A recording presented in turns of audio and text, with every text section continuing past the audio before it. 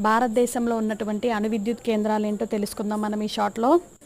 రావత్ భట అణు విద్యుత్ కేంద్రం ఎక్కడ ఉంది అంటే రాజస్థాన్లో ఉంది.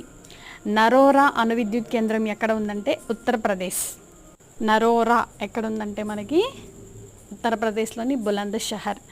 కాక్రాపార అణు విద్యుత్ కేంద్రం ఎక్కడ ఉందంటే గుజరాత్లోని సూరత్లో ఉంది కాక్రాపార. తారాపూర్ అణు విద్యుత్ కేంద్రం ఎక్కడ ఉందంటే మహారాష్ట్రలో ఉంది.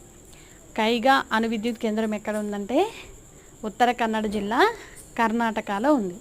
కుడంకుళం అణు విద్యుత్ కేంద్రం తిరునల్వేలి తమిళనాడులోని తిరునల్వేలి. మద్రాస్ అణు విద్యుత్ కేంద్రం ఎక్కడ ఉందంటే తమిళనాడులోని కల్పకం.